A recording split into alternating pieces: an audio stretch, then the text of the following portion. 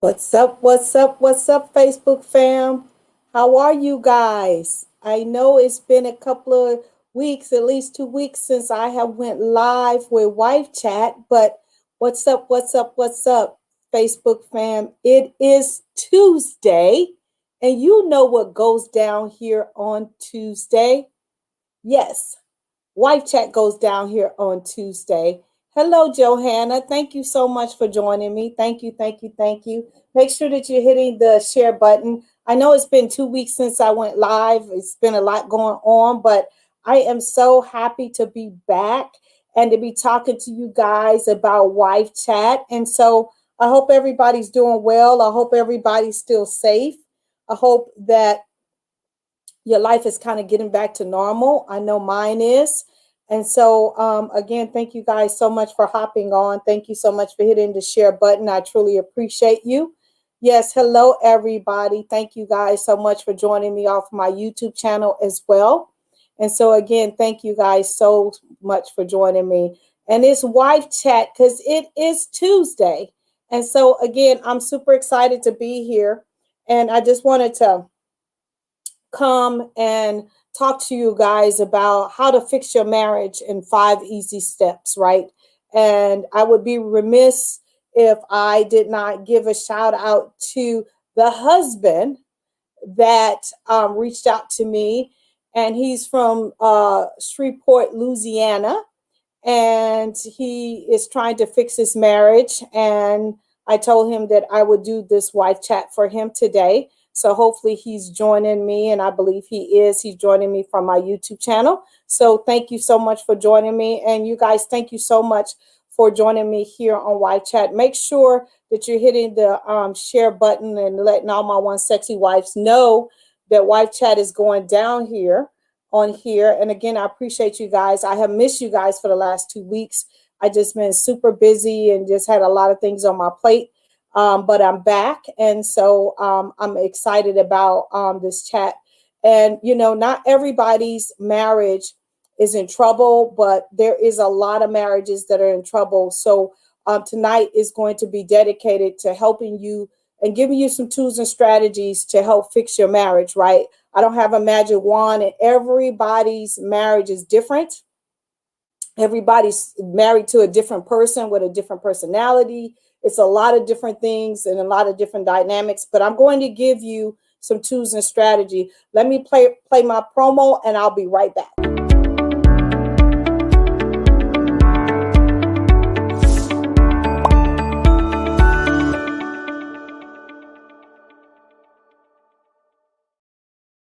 And again, thank you so much for hopping on, and thank you so much for joining me here on Wife Chat. So I'm going to give you 5 easy tools that you can use to begin to repair your marriage. And again, this came from a husband from Shreveport, Louisiana, that contacted me and said, Gail, I really need some help working with my wife because I want to save my marriage, right?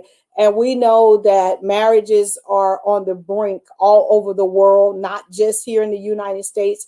God has given me the opportunity to coach and talk to wives from all over the world. So let me get started. And again, you guys, thank you so much for joining me. And thank you so much for hitting the share button. And thank you so much for just spending this time with me here on Wife Chat. And I want you to know, if there's any topics that you want me to cover here on Wife Chat, no topic is off limits. Make sure that you inbox me. You can put it here or whatever. Hi, Kelly. How are you? I am, my day is going well. Thank you so much. Hi, Tina. Hi, you guys. Thank you so much for hopping on here.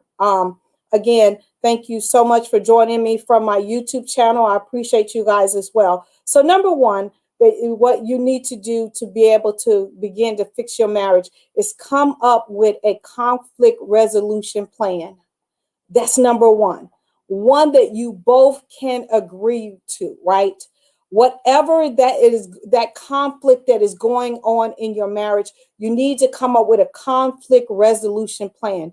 Now, you're probably saying, well, Gail, he or she won't talk to me, so we can't even discuss it, because when we get ready to discuss it, we argue about it. Well, you sit down and come up with a conflict resolution plan. one that is considerate of the other person, not just one-sided where you get everything that you want, right? But coming up with a conflict resolution plan that you both can agree with, that is fair. And the reason why I say both of you guys need to agree with it. And if you're doing it on one side, make sure that you're considerate of the other person. Because if you don't come up with a conflict resolution plan, that is going to be critical to repairing your marriage, right? Because conflict resolution is one of the number one things that the one person is always giving in, one person is always apologizing, one person is always making assessments and all of these different kind of things, or one person is always getting what they want, right? And the other person is being crushed under always having to give, and it's not fair. So you have to come up with a conflict resolution plan that works for both parties, right? That works for both parties, right? Jennifer, you're welcome. I do try to give it to you straight, right? Because I needed somebody to give it to me straight when Gil and I were on the brink of divorce twice. And I had people in my life that was like, gave it to me straight and made me realize that I was the crazy one in the marriage, right? So yes, I always give it to you straight, right? And so come up with something that you both can live with, right?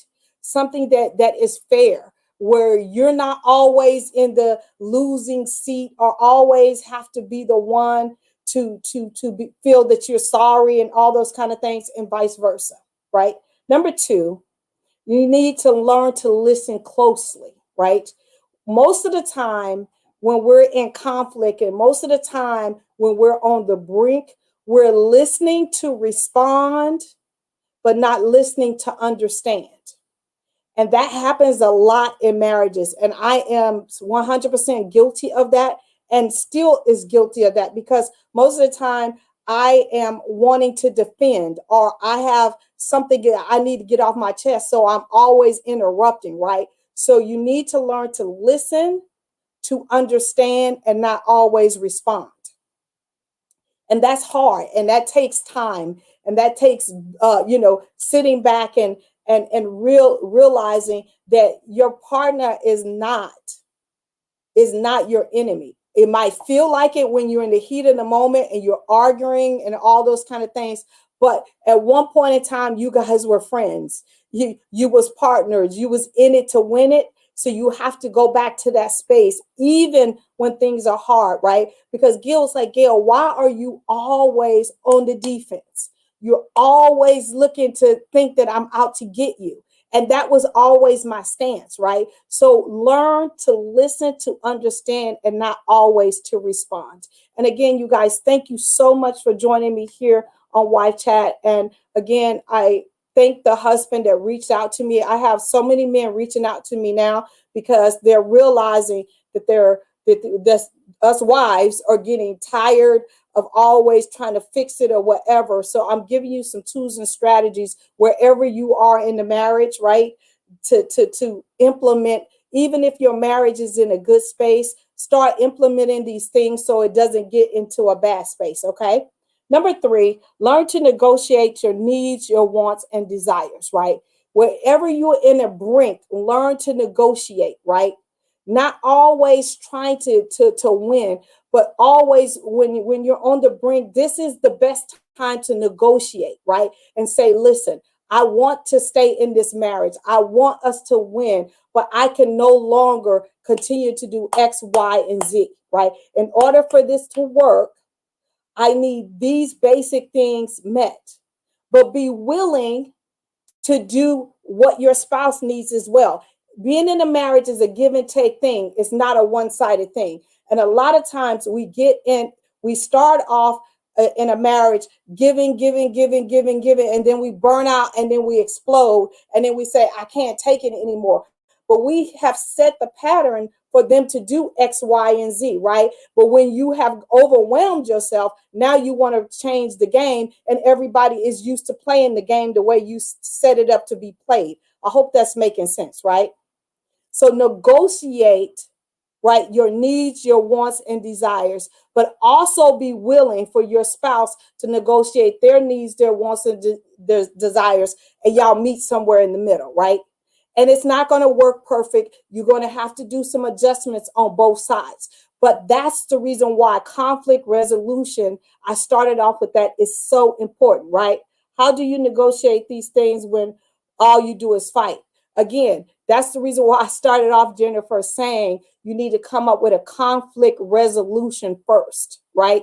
Because if you don't come up with a conflict resolution of saying, these are the parameters that when we have heated discussions that I'm willing to I'm willing to negotiate with, right? And when it gets to a point where you guys are hitting below the belt, then it's time to say, you know what, we're gonna put this on the back burner and we're gonna walk away, and then we need to cool down, and then we need to come back, right? Because a lot of times when we are in the heat of the moment, we say things that are hurtful, things that we can't take back, and things that we wish we wouldn't have said.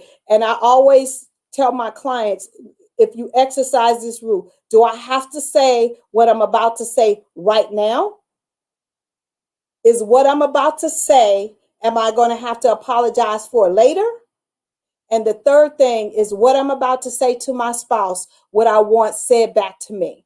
If you can remember those three things, a lot of times you will not say, do, or whatever those things, right? So if you can remember those three things in the heat of the moment, right? And I talk a lot with my hands, as you guys can see, right?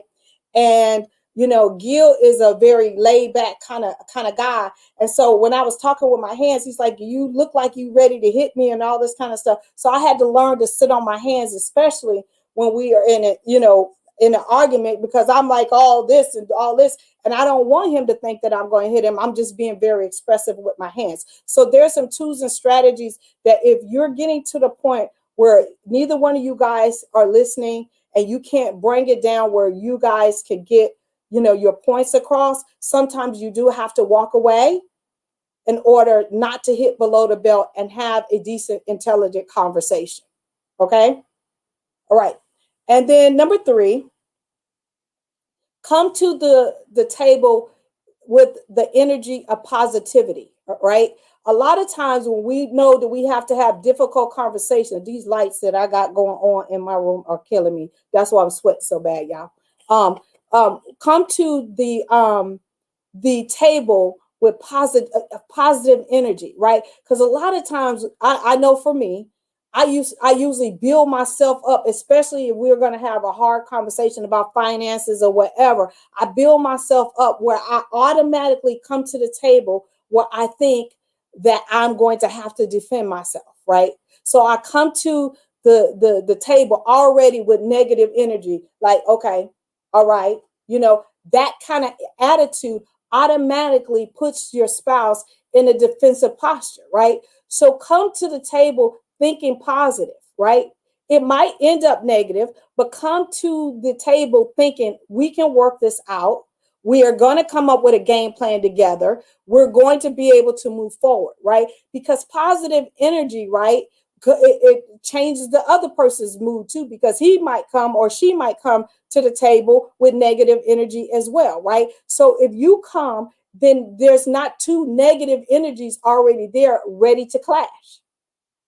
I hope you guys are getting it, because you can change the mood and the temperature in any situation. It's just taking control of yourself and saying, I'm not going to go negative with you.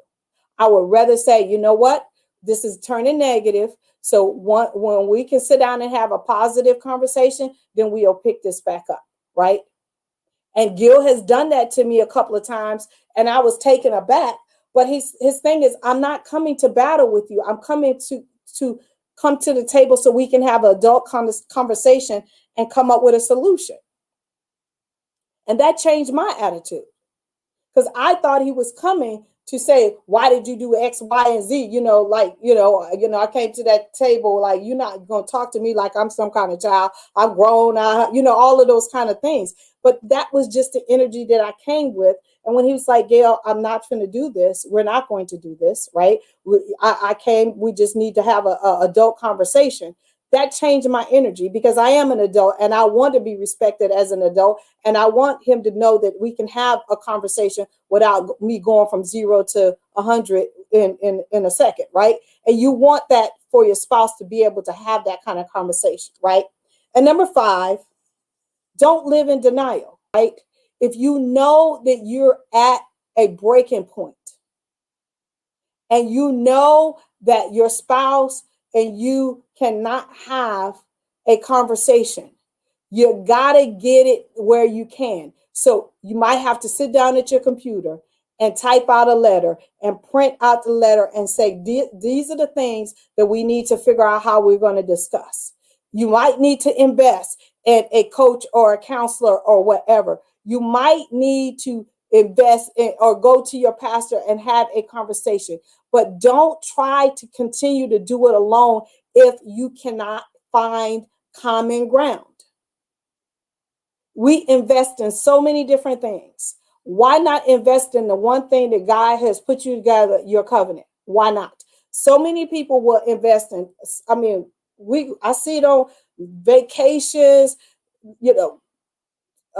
handbags, you name it, we will invest in that. But when it comes to the covenant that you cut, the one thing that grieves God, right? You won't invest in that. So don't stay in denial. If you have to write a letter to your spouse, if you have to send a video chat to your spouse, however that is, let them know that you know that there's something broken and you want to fix it. Let them know because they already know.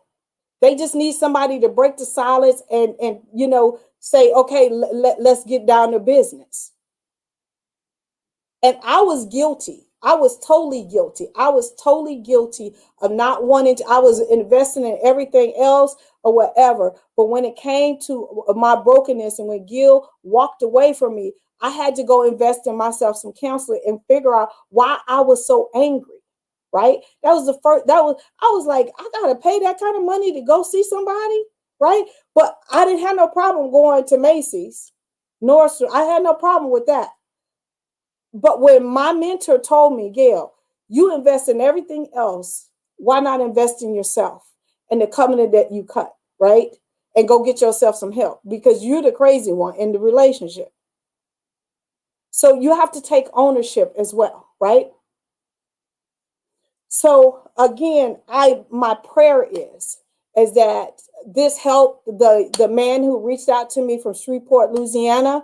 And my prayer is that these tips has helped somebody that is listening to me because your marriage is 100% fixable, but you have to roll up your sleeve and make it a priority. I understand that we're pulled in so many different directions. I understand we got a lot going on. I understand you like, Gail, nobody's working in this relationship but me. Trust me, I deal with wives from all over the world. And I don't care if you're in London. I don't care if you're in Australia. I don't care if you're in Canada. I don't even care if you're in Japan or Mexico, because those are where I have clients right now. Everybody's dealing with some form of, I don't know if I can do this anymore, right?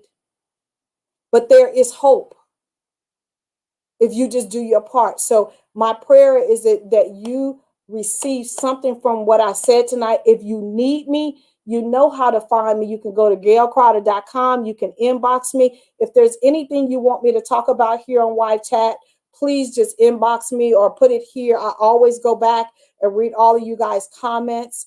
Again, thank you so much for praying for me. I am feeling so much better.